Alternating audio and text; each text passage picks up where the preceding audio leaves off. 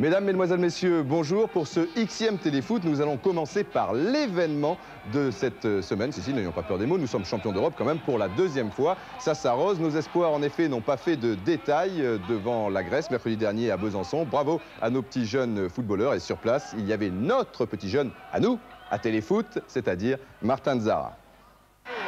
L'équipe de France Espoir est championne d'Europe. Un résultat logique pour une sélection qui nous a permis de rêver pendant 2 ans et demi. Mais qui se souvient de ses débuts, de son premier succès face à l'Union soviétique? À l'époque, il ne faisait pas encore la une, domaine réservé à la grande équipe de France. Au fur et à mesure, les titres se sont agrandis et c'est après leur quart de finale victorieux en Italie que les Espoirs ont eu droit à leur première photo. Cette semaine, ils ont trusté la une de l'équipe de mardi à vendredi, médiatisation à l'extrême. Hormis leur qualité, ils ont certainement profité des mauvais résultats de la sélection nationale. Ils représentent tout simplement l'espoir. L'équipe de France a quand même le monopole au niveau médiatique. Cela dit, l'équipe de France Espoir, lorsque l'on a démarré cette compétition, nous savions pertinemment que nous passerions après l'équipe de France. Et je pense que ça a formé finalement cet esprit de groupe et se dire, pourquoi pas, on va essayer de faire parler de nous, au bon sens du terme. Mission accomplie, ils ont en plus des supporters, comme celui-ci à gauche de l'écran face au président Sastre. Il a été de tous les déplacements et en autostop, s'il vous plaît. Il est venu à Arsenal, il est venu partout. Cela était à Londres quand Stéphane Paille et Bertrand Roseau ont été champions d'Europe junior il y a 5 ans.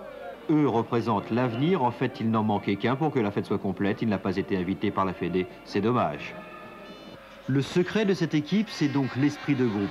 Prenez Franck Sauzet, déjà international A, et surtout l'un des plus gros transferts à l'intersaison. Son passage de Sochaux à Marseille ne l'a pas changé. Il prend toujours autant de plaisir à jouer avec cette équipe espoir. Sauzet a réalisé mercredi un match parfait, utilisé comme il le fallait par Marc Bourrier. C'est un exemple parmi tant d'autres. Vincent Guérin, ex-brestois et néo-parisien, malgré son numéro 10, se fond dans la collectivité et n'hésite pas à tacler. C'est un bon moyen de vivre des trucs très chouettes en sélection espoir. Maintenant, il faudrait essayer de vivre ça en A, pourquoi pas. Paille connaît aussi Léa, tout comme Bruno Martini, le gardien auxerrois a été excellent face aux Grecs. Rassurant même, ce qui était également le but recherché. Les Grecs, parlons-en, une très bonne équipe, malheureusement jouant par moments durement, voire violemment, et même voire vicieusement. Ils seront réduits à 10 en début de seconde mi-temps et une fois de plus, c'est la puissance de Franck Sauzet qui va faire la différence. Le 3e but sera inscrit peu après par Franck Sylvestre et les 16 joueurs de mercredi sortent tous d'un centre de formation et contrairement aux allégations de certains, ce ne sont pas des robots dépourvus d'imagination, bien au contraire. C'est là un véritable succès pour les clubs formateurs. Les joueurs, eux, se doivent de confirmer. C'est une aventure qui se termine au niveau espoir, mais je pense que la porte est ouverte pour eux et maintenant c'est à eux à faire montre de leur qualité à l'étage au-dessus et puis de s'y maintenir. S'y maintenir et surtout imposer un style, celui de l'enthousiasme. Paille et Sauzet sont déjà internationaux, d'autres comme Roche, Blanc ou Sylvestre n'en sont pas très loin, sans oublier bien sûr Cantona. Il leur reste à s'imposer, ils n'ont pas de Platini, Giresse ou Bossis pour entraver leur progression. Il y a des places à prendre et ils le savent.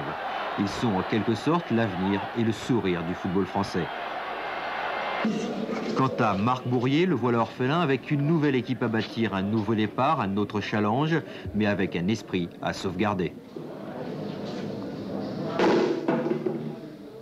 Voilà, heureux mais visiblement assez fatigué, Marc Bourrier. C'est vrai que c'est le genre de rencontre assez épouvante sur le plan nerveux. Nous passons maintenant à la 16e journée du championnat de France. Il y a un mois est sorti un remarquable ouvrage de notre confrère Axel Lablatinière, notre confrère de l'équipe Paris-Île-de-France, le livre d'or. Et à l'intérieur, vous avez absolument tout en photos, en texte, en résultats sur les centaines de clubs de Paris-Île-de-France, ce qui n'est pas une mince affaire. Cela concerne bien évidemment la saison 87-88, car oui, Paris-Île-de-France ne se limite pas au PSG et au Matra Racing, même si PSG Matra devient un grand classique maintenant. Je vous signale au passage que j'ai retrouvé la bouteille de Marc Bourrier. Et voilà.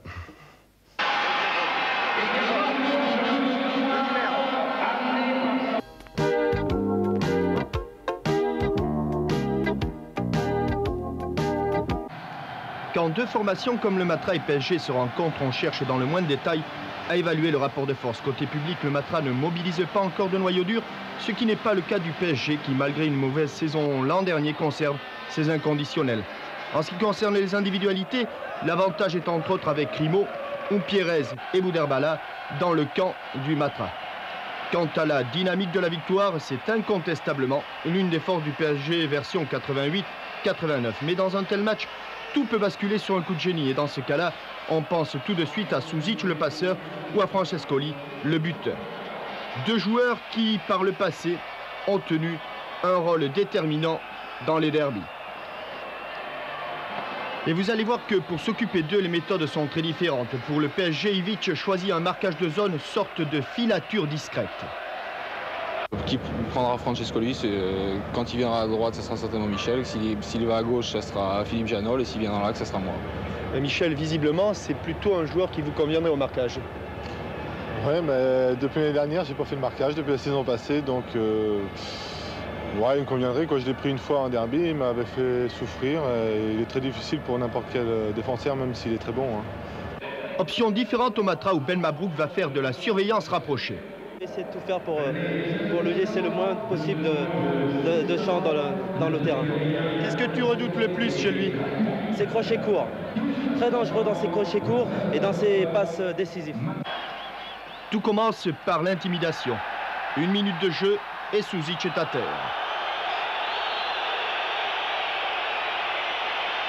Il ne faut pas attendre longtemps pour voir Francescoli subir le même sort. Cette fois, c'est Janol qui est passé par là. Enzo, pris dans la nasse, a bien du mal à se mettre dans le sens du jeu. Sa conduite de balle ressemble plus à des dribbles d'attente. Visiblement, les partenaires démarqués sont rares. Et toute passe devient un jeu de hasard. Susic, dans une équipe qui joue le contre, est plus vite face au but adverse. Mais si ses dribbles sont plus tranchants, le problème de l'enchaînement est le même. Bref, Susic et Francescoli n'ont pas eu d'action décisive. Ce qui ne fut pas le cas de M. Biguet. Mais où est donc le hors-jeu d'un bleu sur cette action, avant que Zverev ne nous gratifie d'une superbe aile de pigeon? Et que dire du premier but du PSG? Susic au corner, Pérez à la reprise, Olmeta hésite, Zverev rabat le ballon avec le bras et marque. Tout le monde s'attend à ce que ce but ne soit pas validé. Mais pour le plaisir de M. Biguet et de son juge de touche, un nouveau ralenti pour une nouvelle confirmation. Bien sûr, quand comme ce juge de touche, on confond cuisse gauche et bras droit, il est difficile de prendre de bonnes décisions. Certes, le Matra domine alors, mais sans véritable danger pour un Joël Batz qui confirme totalement son renouveau. Peu d'occasions de but à signaler, si ce n'est à la suite de cette frappe de Bouderbala, une tête d'Anziani sur laquelle Batz se couche à nouveau.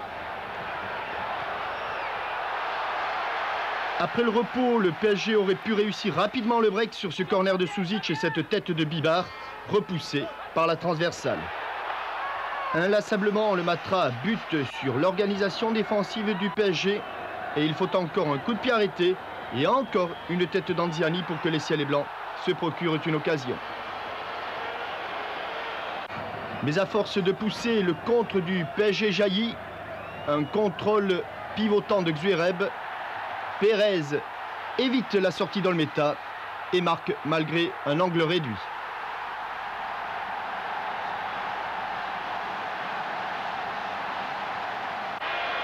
Dans ce match, les artistes ont eu du mal à s'exprimer. À Susic, il manquait son fameux coup de rein. Quant à Francescoli, il lui manquait la réussite. Mais l'un et l'autre avaient le sentiment d'être passés un peu à côté du sujet.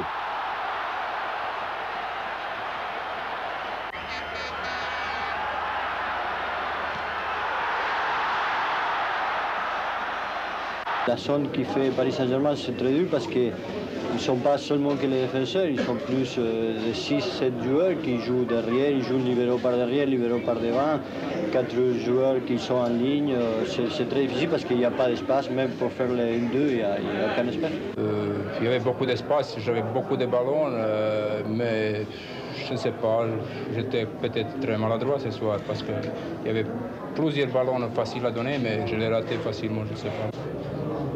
Direction maintenant le stade Vélodrome et émotion sans doute toute particulière pour Pastinelli, Papé Fall, Domergue, Flores. Il s'agit d'anciens joueurs de l'OM. C'était les grandes retrouvailles. Ils évoluent maintenant au stade Malherbe-Canet. On les retrouve dans ce match OM Caen avec Philippe Huy qui lui n'a jamais joué à l'OM.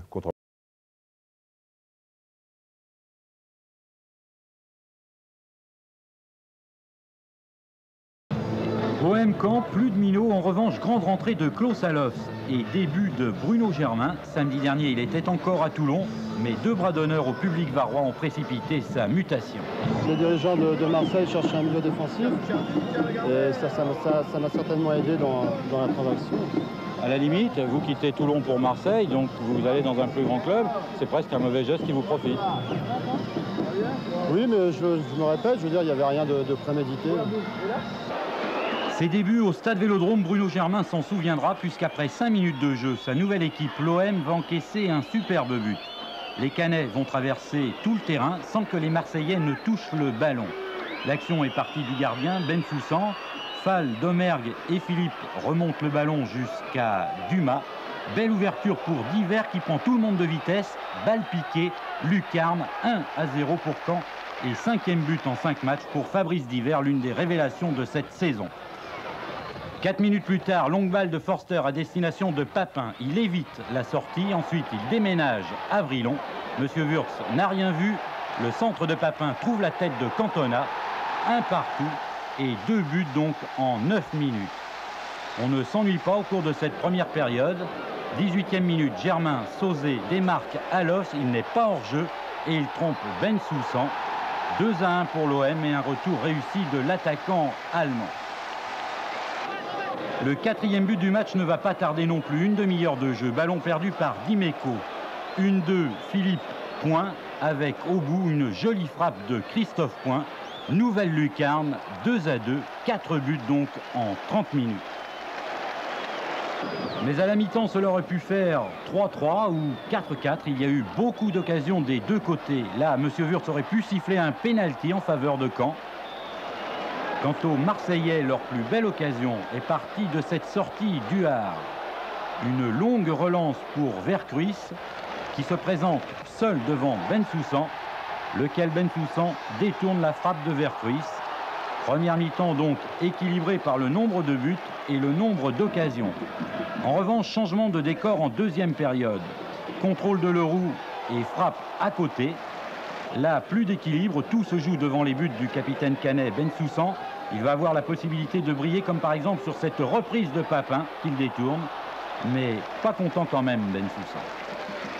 Autre action typique de ce qu'on a pu voir dans les 45 dernières minutes. Des tirs dans toutes les positions, ils sont contrés et finissent à côté ou comme là, au-dessus.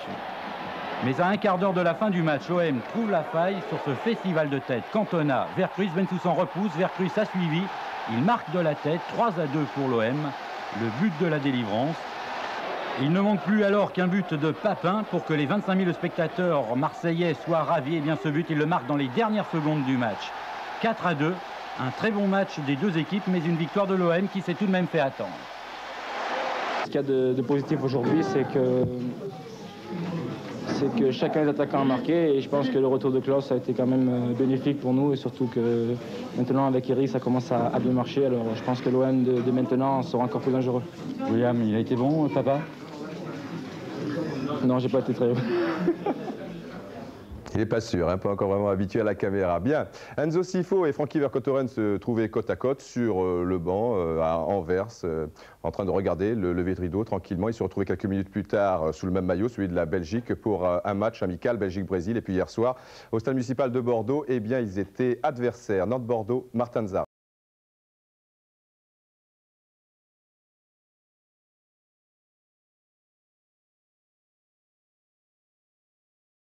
Avant le coup d'envoi, nous voilà rassurés. Le public bordelais, par la même occasion, Ferreri est là. En revanche, Clive Allen ne joue pas.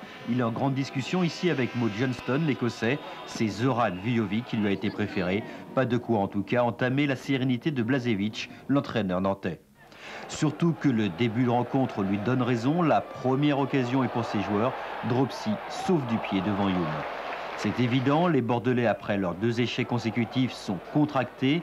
Et il leur faut un bon quart d'heure pour se montrer dangereux, ici, par Ferreri et De Wilder.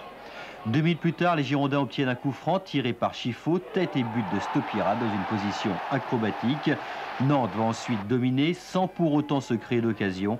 Et à 2 minutes du repos, une faute de Comboiré sur De Wilder va provoquer un début de bagarre générale.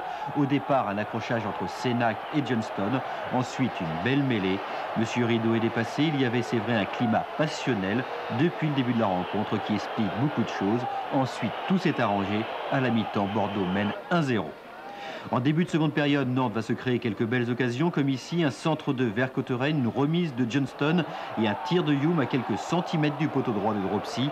Nantes, à ce moment du match, joue bien, domine les Bordelais, qui eux se contentent de jouer en contre. C'est le monde à l'envers, en quelque sorte.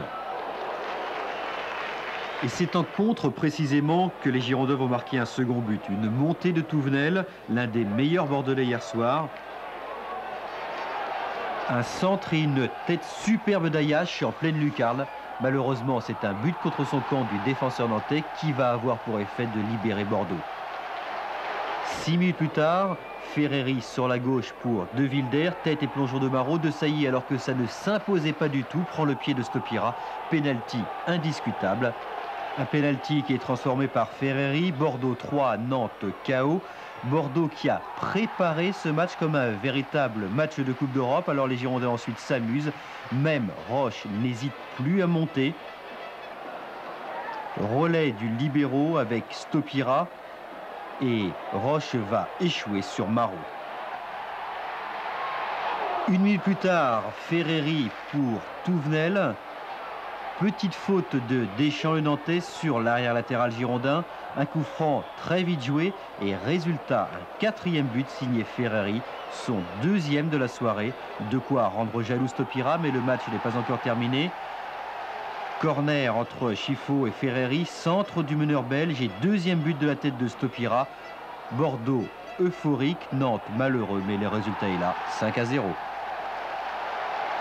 Et cette équipe nantaise, qui m'apparaît solide et percutante, ne méritait pas un score de ce niveau. Nous avons encore beaucoup d'incohérences dans notre jeu et surtout, je dirais, un déséquilibre d'équipe qui apparaît parfois. Il faut remédier rapidement à tout ça. On enchaîne maintenant avec les matchs Montpellier-Cannes, Laval-Monaco, Sochaux-Toulouse et une équipe de Bordeaux toujours redoutable lorsqu'elle se retrouve dos au mur. Vous vous souvenez notamment après une défaite à domicile, c'était contre Leipzig, je crois, et bien 3 jours plus tard. Ils avaient écrasé Marseille 3-0.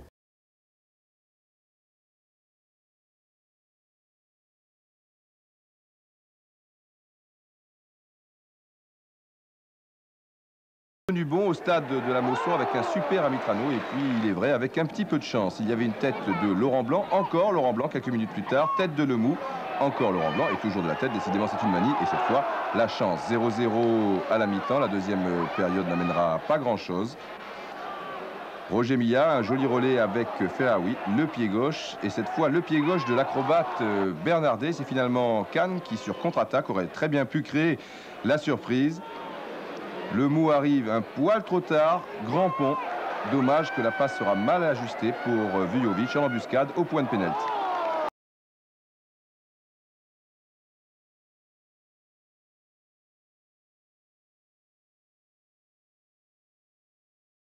D'élite et il le prouve une nouvelle fois et monsieur Delmer, l'arbitre qui mord la poussière, plus exactement la pelouse, il en a vu 36 chandelles et même un petit peu plus.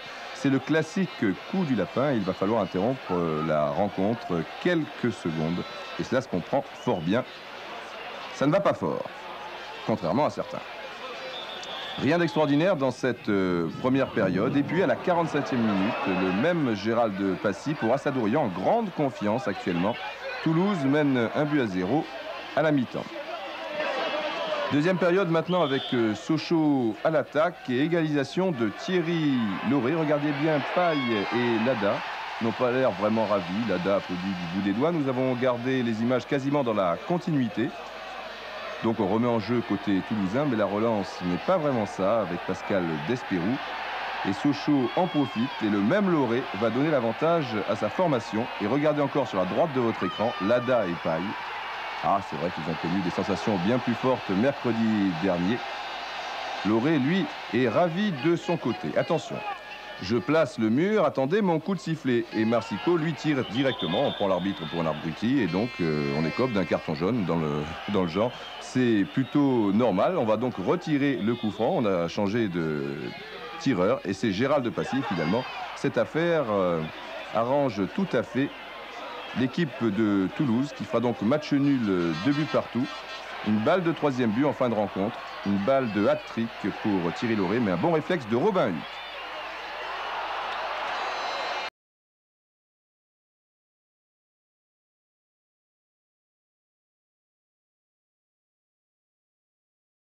Pied gauche magique de Glenn Hoddle dans le trou pour Marcel Dib. La balle est légèrement sortie, dit l'arbitre, mais le coup franc n'amènera pas grand-chose. La première mi-temps non plus, d'ailleurs, on notera en tout et pour tout côté Lavallois. Peut-être cette reprise de François Omambiik. Et encore, l'arbitre avait sifflé au départ de l'action. Deuxième période, toujours le pied gauche d'Hoddle. Bon contrôle orienté de Marcel Dib. Monaco qui domine légèrement. Attention tout de même aux contre-attaques. Comme celle-ci, par exemple, Manuel Amoros et Patrick Battiston n'arriveront pas. Et Ettori qui la joue peut-être un peu trop facile. Dernier quart d'heure, Hoddle, Dib protège bien son ballon. Mais il n'y avait pas beaucoup d'espace. Et puis vraiment dans les toutes dernières minutes, encore Hoddle, Amoros.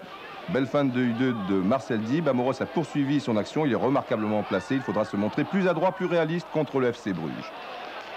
Je pense qu'avec le FC Bruges, nous affrontons une équipe qui a une grosse expérience européenne, un club qui possède une atmosphère exceptionnelle dans le stade et une équipe que j'ai vue dimanche dernier, qui m'a surtout impressionné par son potentiel offensif.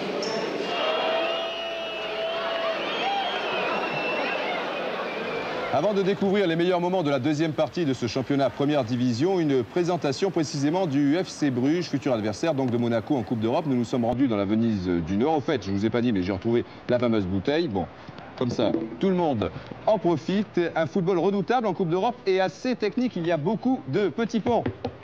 Le bruit est bizarre, ce n'est pas grave. Pascal Pro.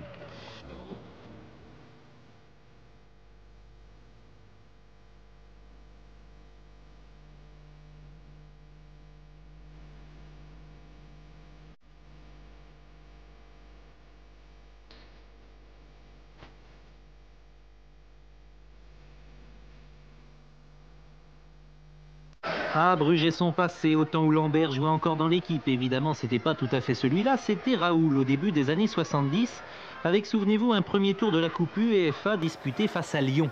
Les Lyonnais de Fleury Dinalo et Bernard Lacombe s'étaient imposés au Stade Gerland 4-3 avant de sombrer à Bruges 3-0. Déjà, la Belgique dominait la France dans les rencontres de clubs. Le FC Nantes y laissera aussi des plumes face à Lokeren en 81. Lens sera battu par Anderlecht en 84, mais après avoir sorti Anvers et la Gantoise, il n'y a donc pas de malédiction sur les rencontres franco-belges, même si les deux dernières, Walterské PSG et Metz-Anderlecht, ont tourné à l'avantage des Belges. Mais revenons à Bruges et son palmarès. Aucun titre européen, mais 2 finales perdues à chaque fois face à Liverpool. Bruges, c'est aussi pour les Français le berceau de Jean-Pierre Papin. Durant la saison 85, c'est là qu'il éclate et gagne sa sélection pour le Mondial 86. Bruges, champion de Belgique avec 2 points d'avance sur Anvers, marche cette saison un peu moins bien. 4e après 12 matchs. Et surtout une qualification difficile lors du premier tour face aux Danois de Brøndby. Les Belges n'ont dû leur salut qu'à la meilleure différence de but. Ils sont passés tout près de la défaite. Au match retour, Brøndby mène 2-0 lorsqu'à 10 minutes de la fin, Kenneth Brill, l'ancien joueur de l'Olympique de Marseille, qualifie son équipe. Ces 3-là de Bruges sont internationaux. Frankie van der Elst, Pascal Plovy au centre et Jan Keulemans. Le 4e, Marc de Gries, titulaire de l'équipe nationale qui devait jouer mercredi soir face au Brésil à Anvers, mais légèrement blessé, il a regagné Bruges avant tout le monde. De Gries, c'est le buteur numéro 1 du club, l'an passé avec 20 buts. À 23 ans, il est la star montante du football belge.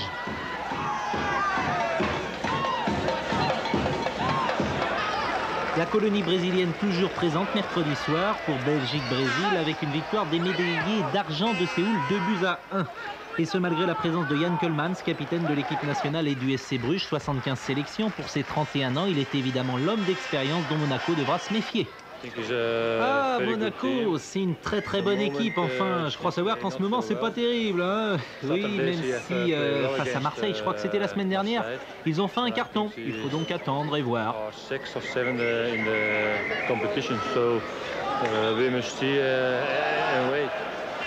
Wait and see également pour Frankie van der Elst, sans aucun lien de parenté avec Léo, même si les deux van der Elst jouaient la saison dernière sous le même maillot de Bruges. De Gries, Coleman, van der Elst manque international à l'appel. Pascal Plovy, le plus jeune des quatre remplaçants de l'équipe de Belgique, et stopper de Bruges. À côté de Raoul Lambert en 1972, Henk Houwaert, néerlandais, revenu depuis 3 ans, mais cette fois comme entraîneur.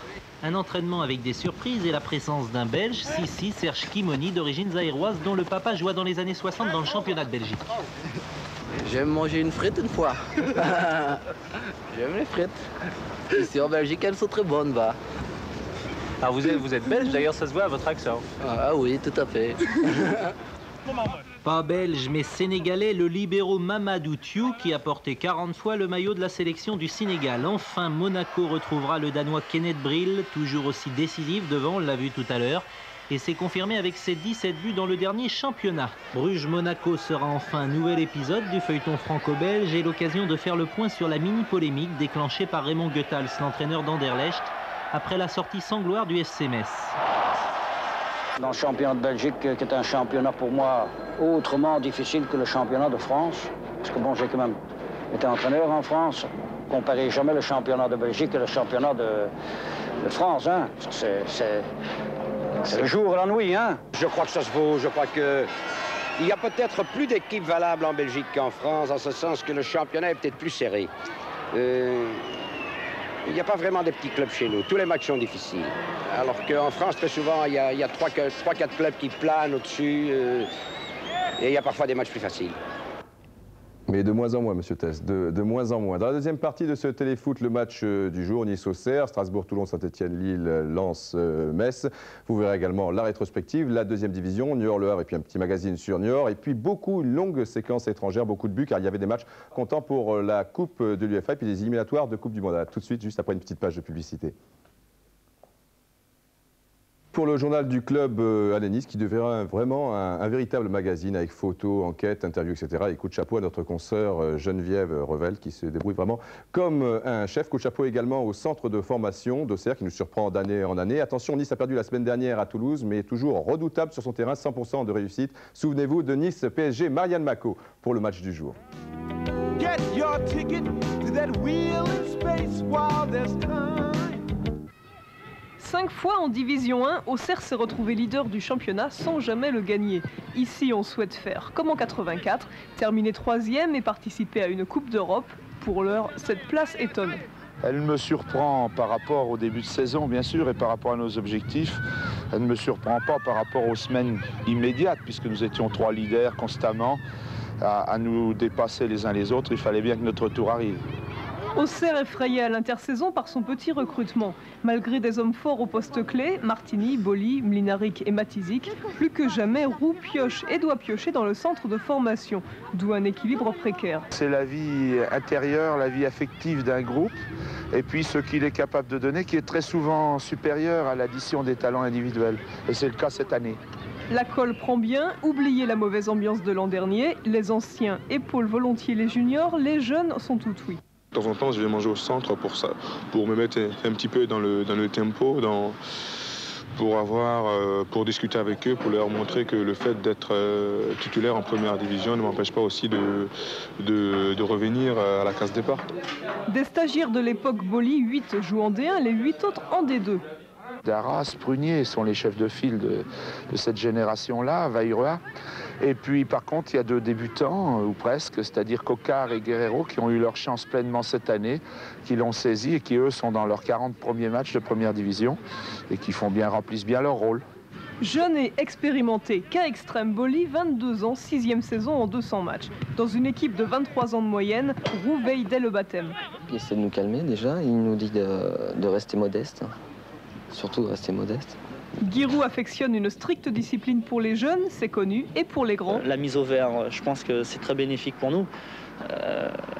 Surtout vers 5h30, lorsqu'il nous parle, Là, on est complètement concentré dans notre match. Et déterminé, Guerreiro rentré à Bordeaux, Coquard contre le PSG ont réussi. Je crois qu'il a le coup d'œil, et puis peut-être la chance, je ne sais pas.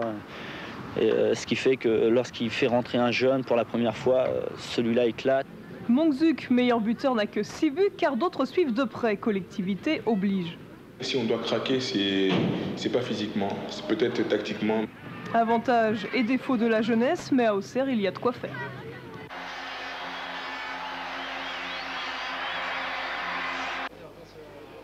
Les Auxerrois débarquent à Nice sans Mlinaric, leur meneur de jeu suspendu. Ferrer le remplace. Plutôt concentré, voire crispé avant le match. Pas d'interview, c'est la consigne du coach. Motus et bouche cousue. D'ailleurs, Giroud y veille personnellement. Les Niçois, eux, semblent plus détendus, quoique les consignes données avant le match par Nenad Biekovic se sont voulues plus sévères que d'habitude. Je crois qu'il a senti cette semaine un petit relâchement au travers des entraînements. Donc il nous a dit d'essayer de nous ressaisir. Nice compte 7 victoires à la maison, le maximum, mais toujours aucune à l'extérieur. Une raison, beaucoup trop de blessés parmi les titulaires depuis le début de saison. L'an dernier, c'était encore plus catastrophique parce qu'il y a eu un changement de type d'entraînement, il y a eu un changement de joueurs qui sont venus un peu de divers horizons et qui ont eu du mal à s'acclimater, disons, à l'équipe. Levé de rideau émouvant quand Huck Junior épate Huck Senior et nous avec.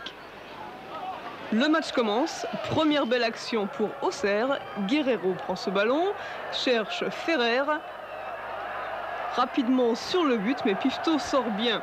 Ricor pour Nice tire un coup franc, Djelmas rate sa tête, Oleksiak récupère assez rapidement pour Bravo, et cette fois-ci lui tire du mauvais côté du pied.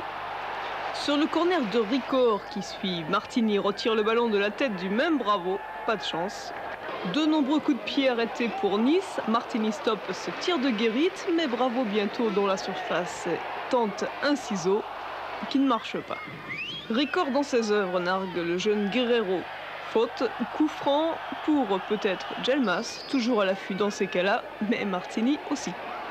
Une demi-heure de jeu, Bosser à l'attaque et main de Guerreiro qui donne un coup franc aux Niçois. Bravo s'en charge et quel coup franc, 1-0 pour Nice, 10e but de Daniel Bravo, son objectif de début d'année déjà atteint.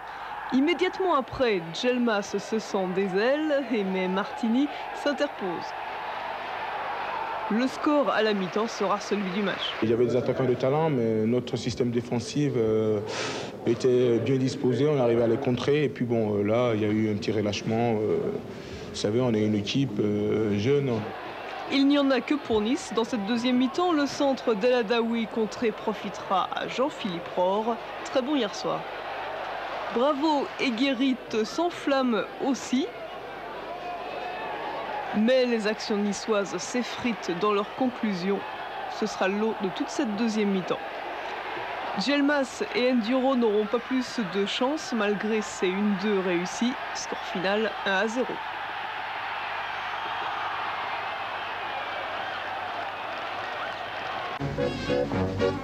Oh, I'm Popeye the Sailor Man. I'm Popeye the Sailor Man. L'homme du match, nous n'étions pas les seuls dans le vestiaire de l'OGC Nice à l'avoir repéré. C'est Daniel Bravo. Pas gâté du tout par le marquage de Boli, accessoirement, et la défense auxerroise serrée en général.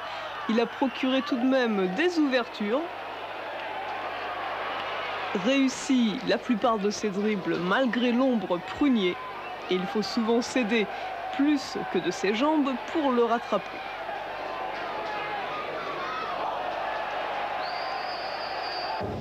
Il faut essayer déjà de prendre le ballon avant lui. Sinon après c'est très difficile. Même s'il a troqué son numéro 10 pour un 7, Nice tient bien là son meneur. J'ai atteint une certaine maturité. J'ai eu un enfant, je me sens très bien actuellement, surtout après les années difficiles que j'ai connues. C'est vrai que ça me fait plaisir de retrouver un peu mon nom dans les magazines et à Téléfoot, ça me fait très plaisir.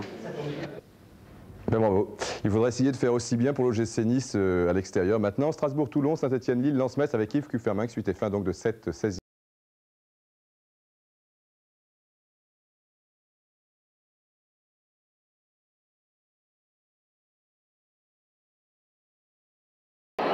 Fin de la série noire de 6 matchs sans victoire pour le Racing Club de Strasbourg et son nouvel entraîneur Gérard Banil. Strasbourg qui, face à Toulon, ouvre la marque à la 8e minute. L'action est partie côté droit avec un premier centre de Perron, repris sur la gauche par Didot qui centre à son tour. Déviation de Reichert pour Pita qui de volée trompe Joseph Antoine Bell. Strasbourg mène donc 1-0.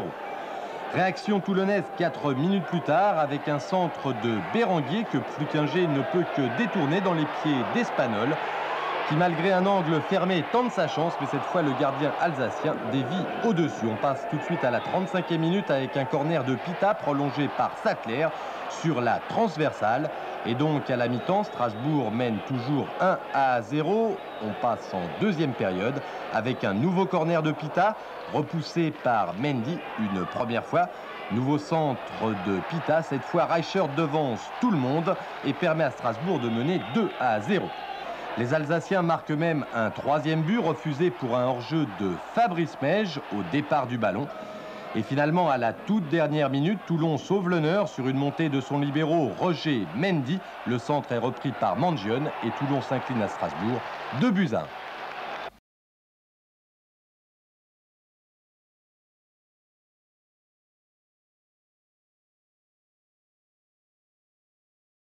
Club de Lens où le changement d'entraîneur a eu beaucoup moins d'effet qu'à Strasbourg. Face à Metz, les Lensois ont une nouvelle fois été bien malheureux car pour eux, les occasions n'ont pas vraiment manqué. Mais si pour les nordistes, Tudjani rate les 2 premières, côté messin, Carmelo Michiche ne laisse pas passer sa chance sur une longue ouverture d'Insberger. Il profite d'une énorme erreur de Lemaguerès pour le B, Baïko. On joue depuis 43 minutes et Metz mène 1-0. En deuxième mi-temps, même scénario qu'en première. Les occasions sont lensoises, avec ici un beau retourné d'Oudjani, bien capté par Rodolphe. Mais les buts sont lorrains, avec à la 87e minute une nouvelle erreur de la défense nordiste qui profite à Insberger. Metz l'emporte 2-0 à Lens. Lens où l'on ne veut pas encore croire au pire. C'est vrai, le mot deuxième division, je l'ai dit à l'environnement du Racing en début de semaine, c'est un mot que je ne veux pas entendre. Donc, si vous voulez, on en reparlera en fin de saison. On a des objectifs aussi au club et il y a encore un certain nombre de matchs à jouer pour le championnat. Je crois qu'il est un peu rapide de parler aujourd'hui de seconde division. On est effectivement mal placé, avec un début de saison qui est très difficile, mais il reste encore des matchs.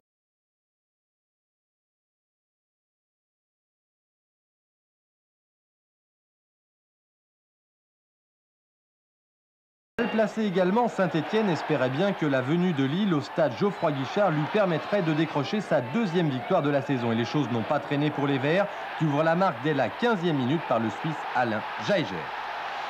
À nouveau privé de 4 titulaires, Saint-Etienne va éviter les erreurs qui en début de saison lui ont coûté très cher.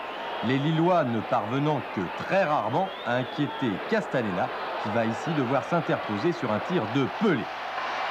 En gros progrès, les Verts se sont créés beaucoup d'occasions et il faut tout le talent de Lama pour dévier ici coup sur coup de tir de Garande. Mais pour le deuxième buteur du championnat la saison dernière, ce n'est que partie remise puisqu'à la 43e minute, il profite d'une erreur lilloise pour marquer son 4e but de la saison.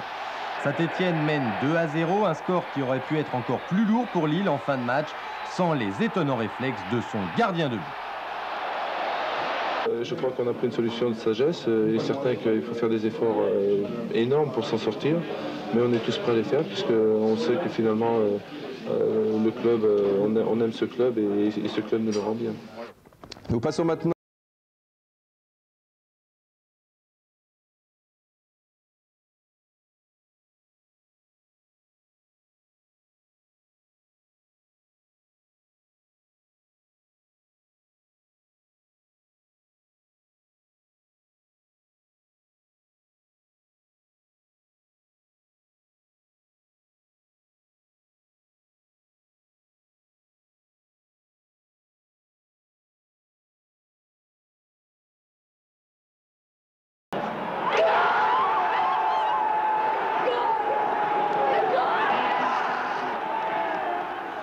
Eh bien, il s'agit du but de Strasbourg contre Toulon. Là, le défenseur toulonnais a laissé un peu trop jouer. Regardez Reichert, s'il veut reprendre du gauche, il sera inéluctablement contré par Mendy. Il a vu derrière lui Pita, superbe remise. du buteur. Pita, le ballon qui bombe en demi-volée. Et Bell qui allait se replacer sur sa gauche. Il est donc légèrement pris à contre-pied. Mais le lob de Michiche nous a également beaucoup plu. La rétrospective maintenant.